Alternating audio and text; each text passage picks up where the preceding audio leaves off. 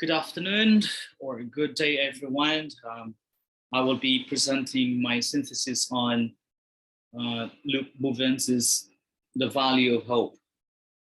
This paper is quite easy to understand compared to the two learning resources on the problem of evil, namely Module 4, namely J.L. Mackey's Evil and Omnipotence and Paul Ricoeur's Evil, a Challenge to Philosophy and Theology. So what I will do here is I will be narrating points, but I'll do some side discussions along the way if necessary, of course. And before I proceed, just an idea of the trajectory of the discussion. Of course, the idea here is Bovens would like to address the problem of hope because, as I will show later, hope is an important concept, and yet it is not. Only a few scholars engages this concept, this idea of hope outside philosophy of religion, and so that's what Bovens would aims to do in the paper. He wants to show, explore the importance of hope or the nature and dynamics of hope. And then after showing the main goal of the paper, the discussions proceeds with or starts with the two puzzles of hope. Here, Bovens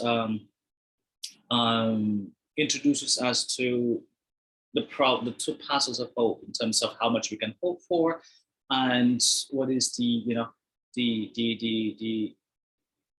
connection of hope to an inner worth. And then after showing the two puzzles and briefly addresses that one, the problem or the puzzles, Bovens proceeds with the articulation of the skeptic's response to hope.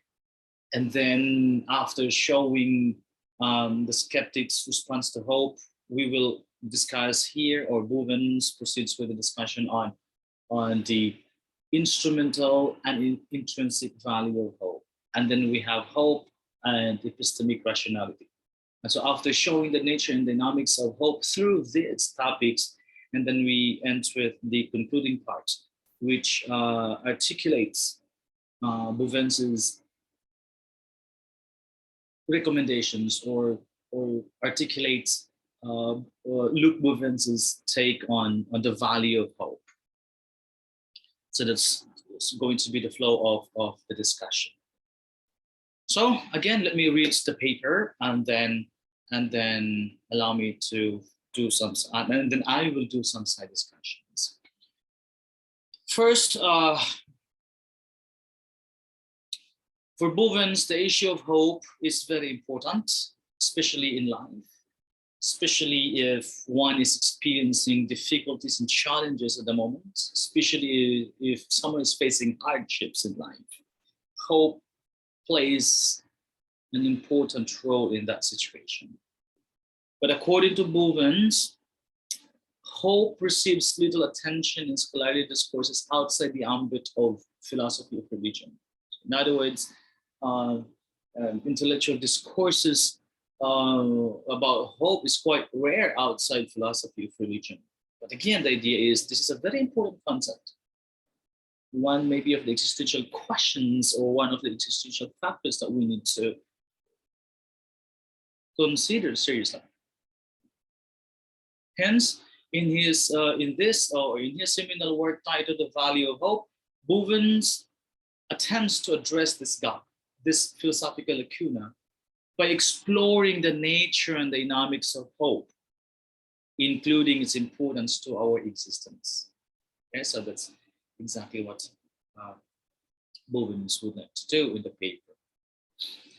And on the two puzzles of hope. And so Bovens begins his attempt to address the problem of hope with an engagement with the core concepts of the film Shawshank Redemption, and then proceeds with the articulation of the two puzzles of hope. So in the early parts of the paper, The Value of Hope, Bovens discusses very briefly, presents very briefly the core concepts of the famous film Shawshank Redemption, and then introduces after that the two puzzles of hope. And Bovens then briefly sketches the story of Andy, the protagonist of the movie, of the story, through Red, played by Morgan Freeman, a friend who appears to be skeptical about the value of hope. Anyway, and so the idea here is, of course, I was quite before I've read Luc Bovens' The Value of Hope. I have watched already, I think 5 years ago, 6 years ago, Shawshank Redemption, that movie. And so when I read Bovens' work, I was able to, I can easily relate because yeah, I have already familiarity with the movie. So the idea here is in the movies, in the films, that Andy, the protagonist again of the story of the movie, was a well-off, was rich New York banker. And one day when Andy went home, he discovered that his wife had an affair. And in fact, he witnessed that his wife is having sex with her lover. And Andy was tempted to, in fact, he planned to, he was entertaining the idea of killing his wife and her lover. But he was in his car, and then he had a gun, but finally decided not to kill his wife and instead left, the scene. However, when Andy left, some criminal eventually murdered his wife and her lover, and of course, as it turned out, Andy was accused of murdering his wife and her lover, and he was put to prison. So that's the story. And in the prison, because Andy was convinced, of course, convinced, and Andy knows he's innocent, he's not guilty of the crime. He, of course, think of on a daily basis how he could escape prison, and he happened to make friends with Red, played by again Morgan Freeman, who was very skeptical about, or if not negative, towards Andy's plan of escaping and living a life in Mexico, in the blue deep sea in Mexico. So that's an overview of the story. So again, Bovens then briefly sketches the story of Andy, the protagonist of the movie, through Red, a friend who appears to be skeptical about the value of hope. According to Bovens, the story presents us with two puzzles of hope. First, there is the practical reason of how much one should hope for in a particular situation, especially if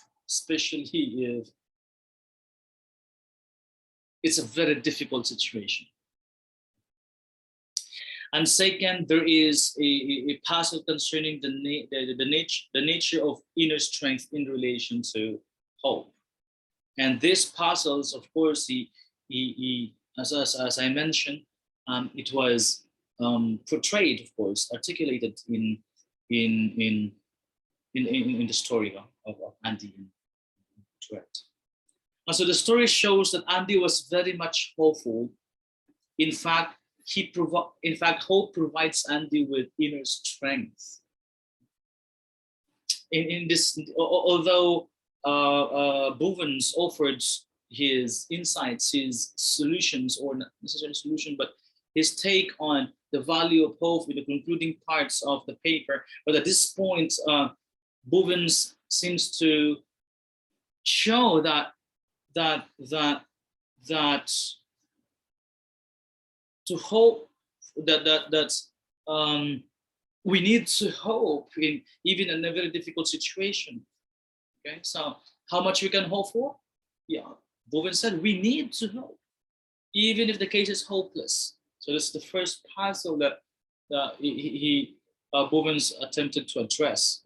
And so we can glean from the very beginning that from the opening discussion that for Bovens, it's not really a question of how much we can hope for, or yeah, but the thing is, if we are in a difficult situation, we need to hope.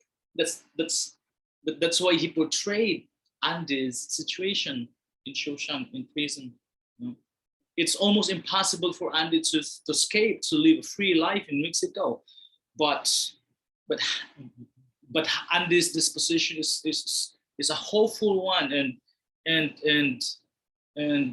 Andy is willing to risk everything just to get what he wants, and he made it. And then Bovens also shows that there is a connection between Andy's sense of self-worth and hope.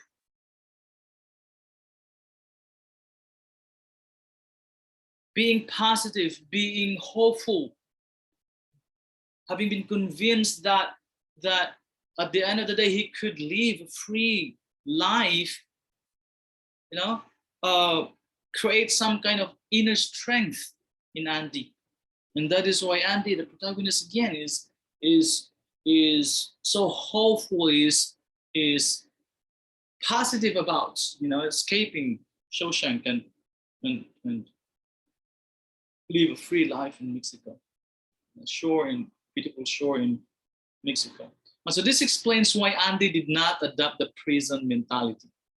He is in prison, but his thinking is, one day I'll be in that place that I'm, you know, always imagining. Unlike Red, who is, you know, because he's already old and he has been in the prison for quite some time already.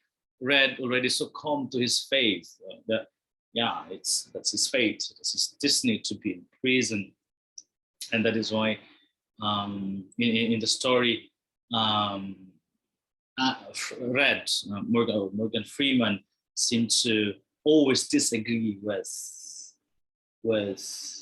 Andy. And then Bovens asked the question between hope and self-worth. Bovens then addresses the connection through his engagements with a skeptical attitude towards hope.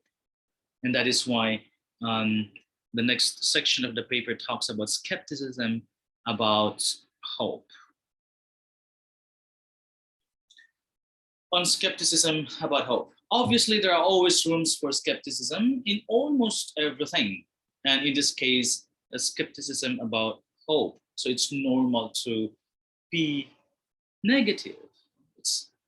Humans always have a tendency to be negative, to be skeptical about one's plan, one's hope, one's dream.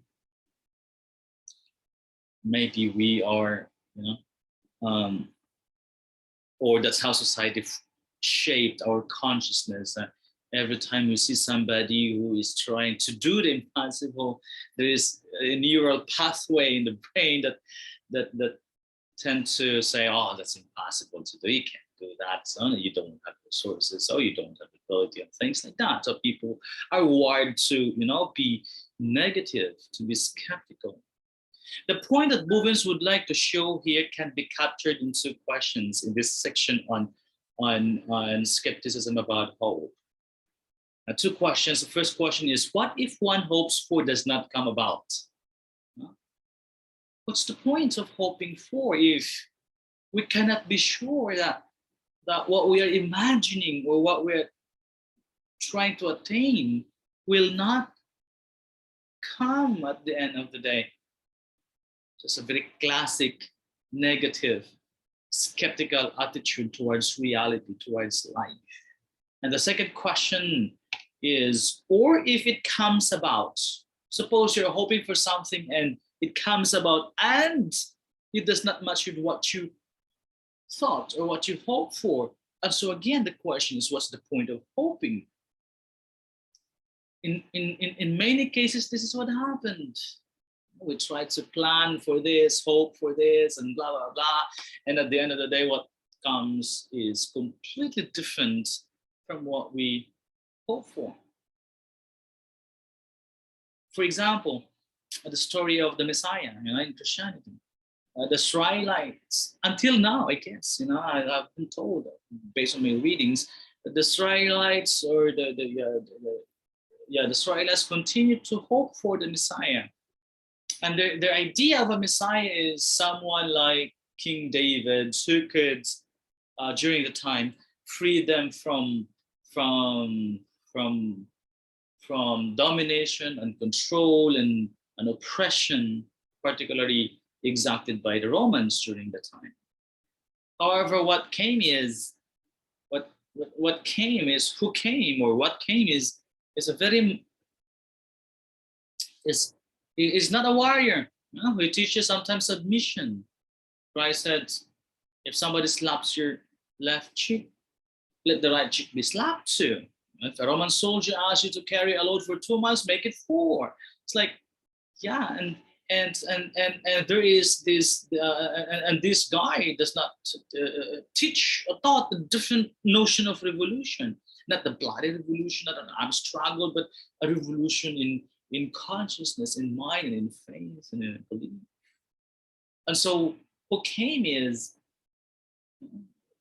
what the Israelites hope for is different from the person who came. So if that is the case, what then again is the point of hoping? So there's no point. I'd rather not hope. Hence, we may conclude that it's better not to hope, or hoping is irrational.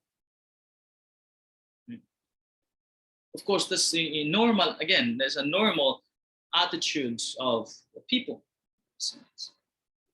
Normal response to especially difficult situations. And then Bovens illustrated this position, but at the end of the day, Bovens shows through the story of Andy and Red that it is always better to hope. Right? So I'm just summarizing the point here. So there was a long discussion about justification about the fact that hoping is irrational, or it's better not to hope. But towards the end, or at the end of the day, Bovens argues or illustrated the fact that at the end of the day, it's always better to hope for. And he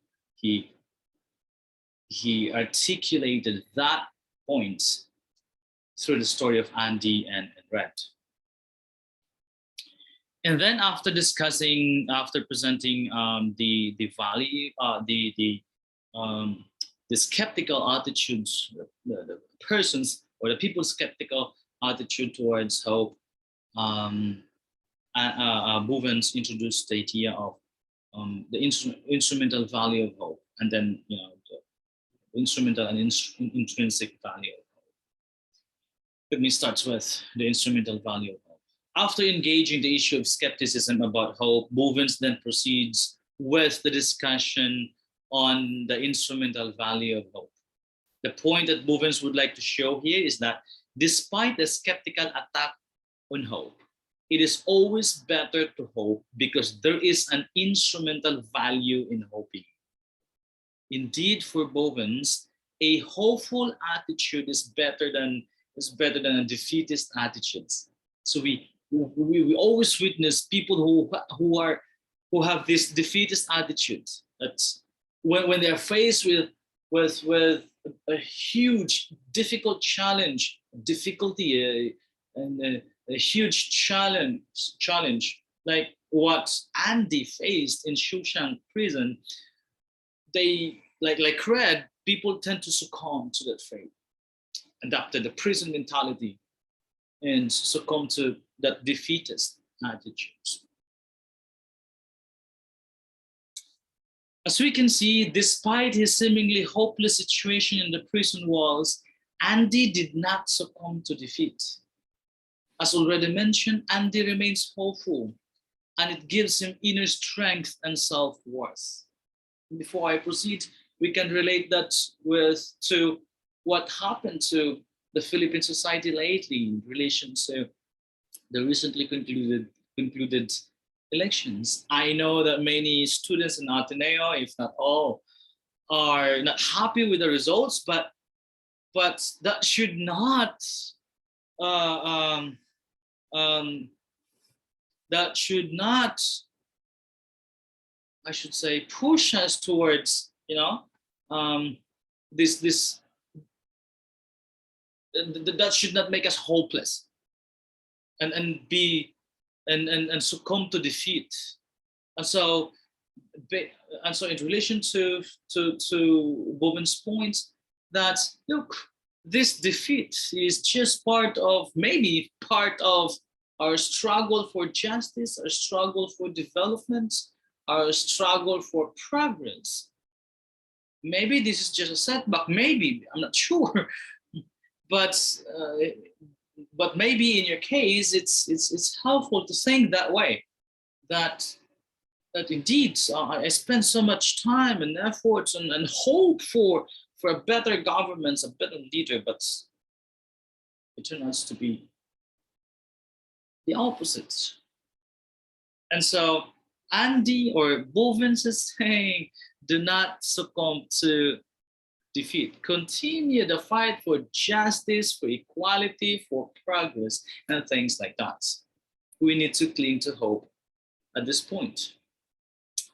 As already mentioned, Andy remains hopeful, and it gives him inner strength and self-worth.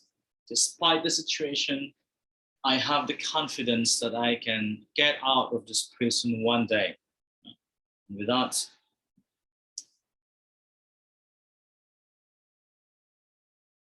Andy has developed some kind of inner strength. And then Bovens enumerated the instrumental values of hope, namely, hope has an enabling function. Hope counteracts risk aversion, and hope engenders new constitutive hope. So just very briefly, of course, needless to say, when we say hope as an enabling function, so it pushes us to continue to do the things that we need to do. Even if we are not sure that it will happen, but we keep doing it, we keep fighting, we keep struggling, and that is a manifestation, and that is mobilized or inspired by hope. Indeed, hope has enabling function. Just very briefly, in the second, hope counteracts risk aversion. Most people always settle with something less because they are afraid of going out of their comfort zones. They don't want to take risk. That's too risky. They don't venture into business, a profitable business that may give them a good life because they thought that that's too risky. What if I lose? But losing is part of life. Whether you like it or not, we lose once in a while. Or maybe most of the time we lose before we get what we want. And so with hope, according to Bovens, we become brave enough to take risks. So it counteracts risk aversion, people who tend to avert risk. And hope engenders new constitutive hope. This hope provides another hope and mobilize any other hope or more hope along the way when we trying to overcome a situation, a difficult situation or a problem. So at the end of the day, what Bovens is trying to say is, look, it's always better to hope because there's always an instrumental value to hope. And then hope and an intrinsic value. Again, for Bovens, the skeptics, including the negative people, always argue that there is no point of hoping because maybe we just get frustrated at the end of the day. But Bovens argues that there is always an intrinsic value of hope, and hence, to hope is the best available alternative. So going back to going back to the two puzzles of hope, there was a question about how much do we hope for in a particular situation, and second puzzle is there really a connection between hope and inner strength? At this point, Bovens is saying, of course, we need not, you know, like Aristotle, strike the middle ground, the golden rule of Aristotle, do not go beyond extremes. But the point here is, look, we need to do that. We can be hopeful, you know, even in the most difficult situation. So, because at this point, there's always that intrinsic value of hope. And then Bovens discusses what it is like to hope for. In doing so, Bovens discusses or introduces three concepts, three ideas. First is the nature of hope. Here, Bovens shows that to hope for something means one is convinced that it will come about. And so hoping here is tied to the idea of being a positive thinker. Or hope here is directly connected with faith.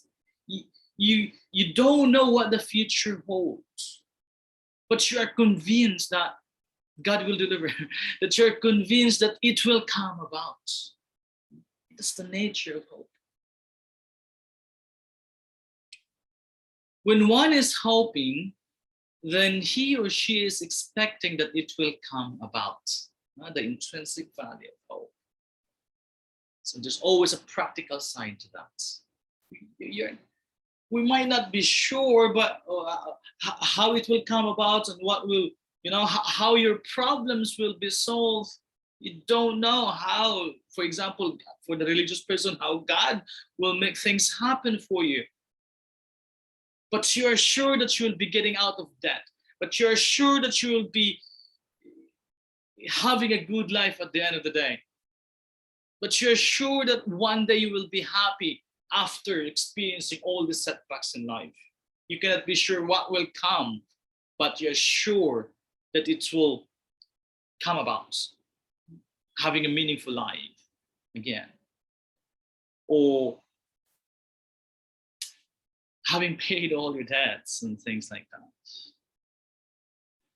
Second is the pleasure of anticipation and the epistemic value of hope. So we're talking about, again, the intrinsic value of hope here.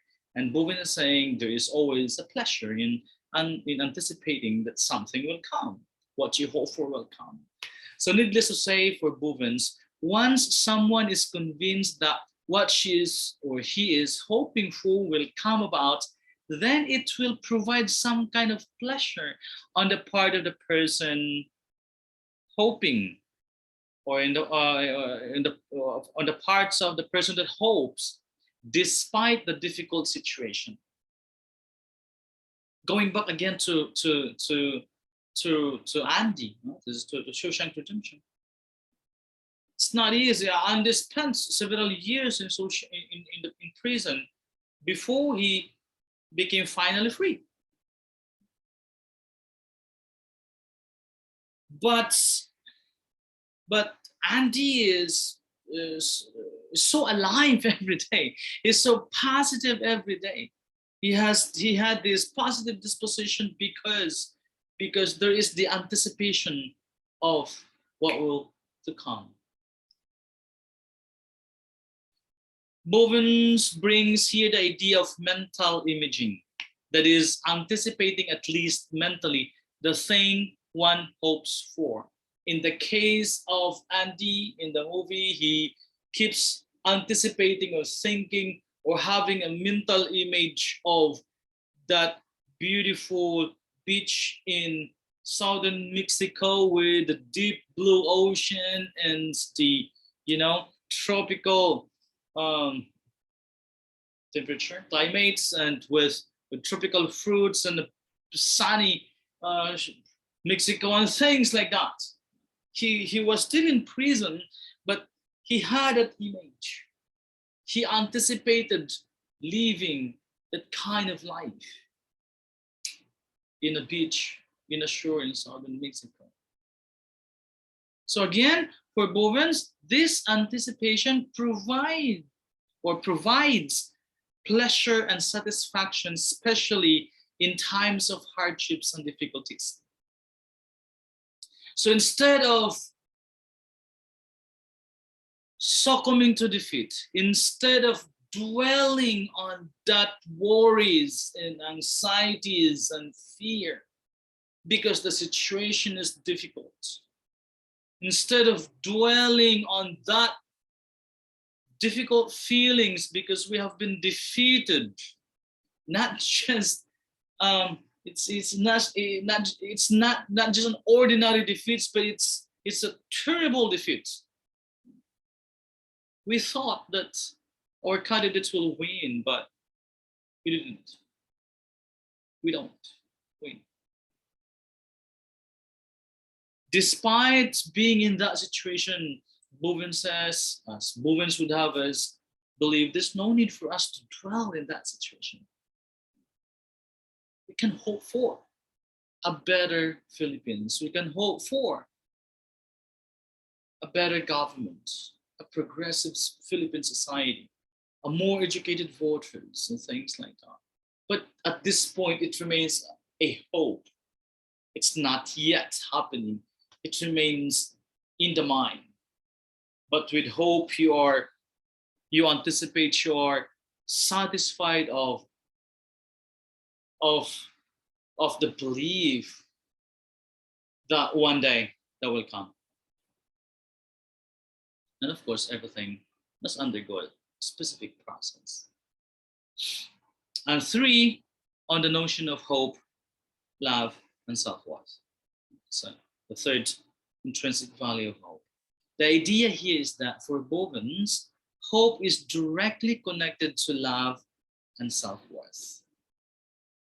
When you hope, when you choose the positive life, the positive side of life, instead of that defeatist attitude and the negative life, and that's life full of defeats and all things and all stuff for that matter.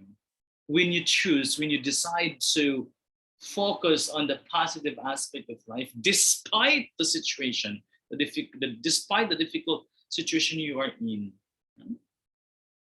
Bovens says, or as Bovens would have us believe, you get to develop some kind of self-love and maybe love for others. Maybe you forgive others, and it develops some kind of self-worth.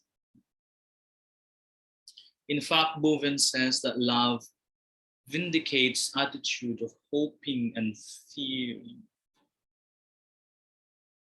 And that's the intrinsic value of hope. Before I introduce and read Bovens' take on the value of hope, what he recommends, or his position towards the notion of hope, how we could address the puzzles or the problems concerning hope, let me very briefly articulate the idea of hope and epistemic rationality. Before Bovens finally addresses the puzzles of hope, he engages hope and epistemic rationality.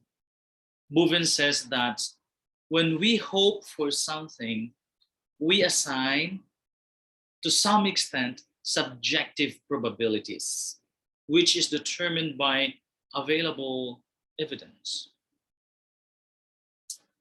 We cannot be sure if what we hope for will come. You have developed some kind of, you view that from a subjective point of view. But for Bovens, hope is thought to be epistemically rational if one's belief about the possibility of the outcome is correct in light of the available evidence. The idea is, again, as I already articulated, it's normal for human beings to be negative, to be doubtful, to be skeptical about, what we hope for. But Bovens introduces the idea of epistemic rationality. the idea that the possibility of what will come is proven by some kind of the available evidence around us. Hence, Bovens suggests that we guard ourselves against wishful thinking which violate the rationality of hope. That wishful thinking will delegitimize what you hope for. That you are convinced that it will come because of the available evidence. There is a tendency for us to be subjective, and there is a tendency for us to succumb to defeats and be negative. So the idea here is we need, according to Bovens, we need to guard ourselves against that wishful thinking. It will violate the rationality of hope. So even if, and so in other words, hope is rational for Bovens, even if you cannot be sure about what will come. And finally, Bovens offers a solution to the puzzle of hope, the problem of hope.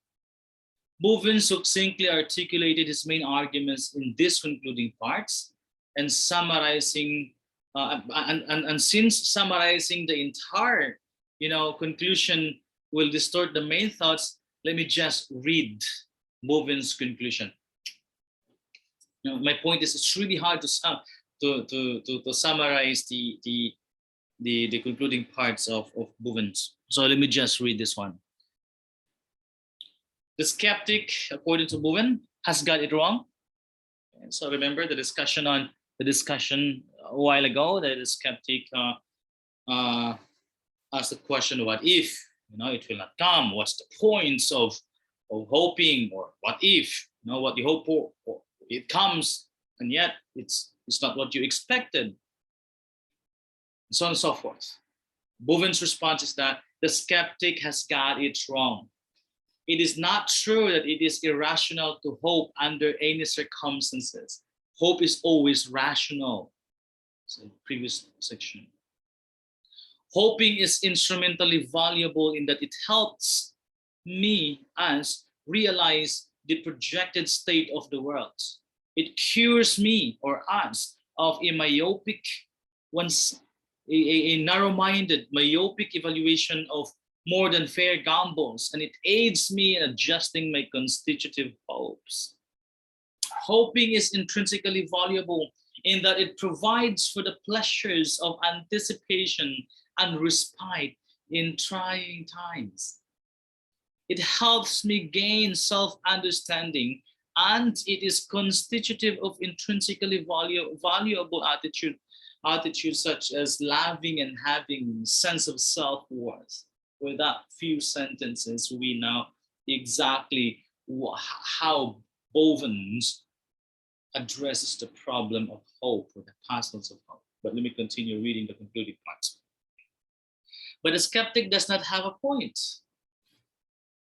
Hoping increases my frustration about missed opportunities and colors the desired states of the world in such detail that it increases the likelihood of frustration. What the skeptic, what the defeatist attitude will get. The doubts, that frustration will simply increase. Furthermore, hoping is an open invitation for wishful thinking, and a carefree can interfere with my epistemic rationality. That's subjective take on something. This analysis of the pros and cons of hoping provides a complex response to our first puzzle. That is, the practical question of how much a particular person should hope for in a particular situation. According to Bovens continues, we should evaluate the good-making features and the bad-making features of hoping for the person in question and within the situation in question. For instance, a person with low frustration tolerance should be cautious about hoping in case the projected state of the world is unlikely to come. On the other hand, there is a clear invitation to hope in a situation in which hoping can provide for the necessary zeal that will affect the likelihood that the projected state of the world will come about. The economy of hoping requires a careful balancing act between this good-making and bad-making features, and how much one should hope is a function of the circumstances, the object of hope, and the character of the would-be hoper. This analysis also provides insights into our second puzzle, that is, what is the good of hoping if the inner strength that it provides is a prerequisite for its proper functioning? There is a fast response to bypass this challenge. There's a fast response to bypass this challenge to the value of hope. Suppose someone were to question the good of foreign exchange offices, since after all, one needs money in order to get money. Well, clearly it is sufficient to point out that one needs one kind of money in order to get another kind of money. Bovens continues, similarly, the kinds of inner strength that hoping requires are different from the kinds of inner strength that it provides. What is needed to hope well is, first, a sense of groundedness, not to fall prey to the epistemic irrationality.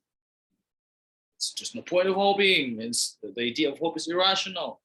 Bovens says it's always rational to hope. Second, a degree of frustration tolerance, not to let failure drag one down. We have always experienced difficulties and challenges and frustrations and failures, but it should not drag us down. Instead, we draw strength from it and continue to struggle, continue to hope for.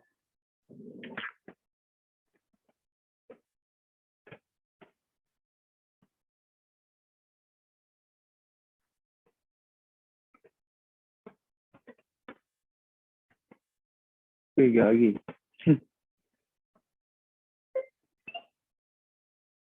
Shit.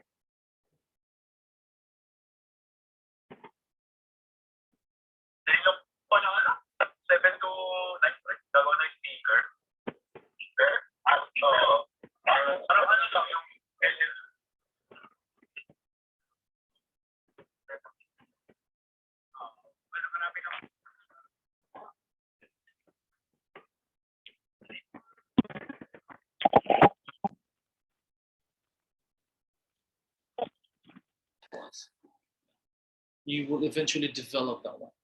Instead of being defeatist, a defeatist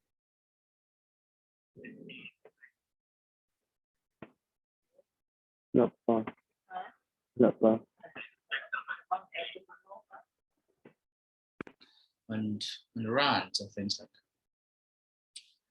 Bovens continues, but this response is too easy-handed. Notice that there are intricate connections between the kinds of inner strength that hoping affords and the kinds of inner strength that hoping requires.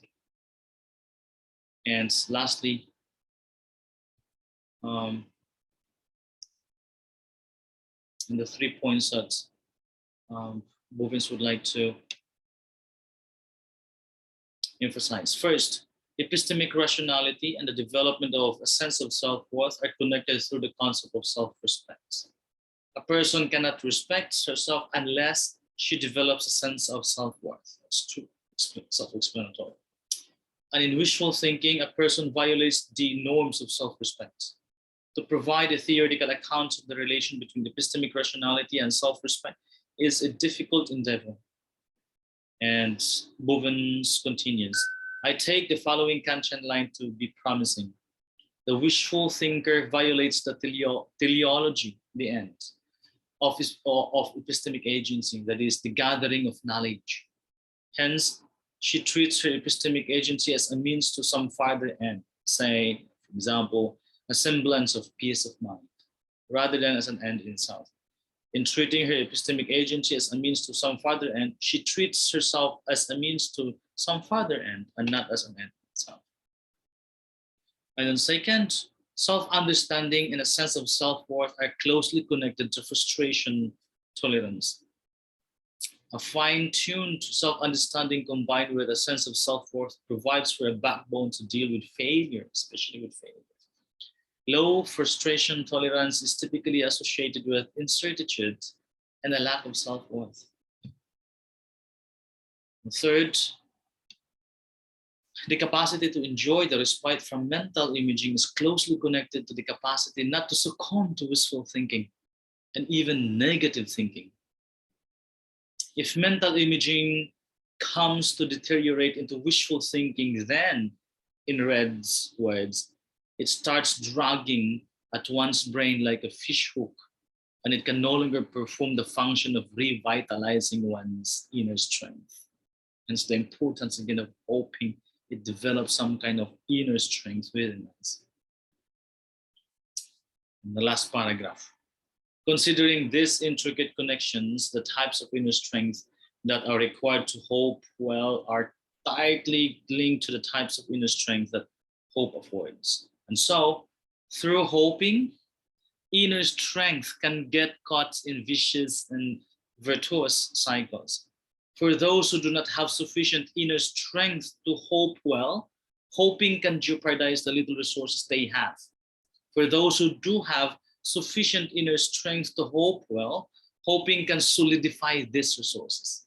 So we need to be hopeful then. Inner strength in this relation to hoping is very much subject to the biblical adage. And I quote, "The man who has will be given more, and the man who has not will forfeit even what he has." That's all for now. Thank you very much.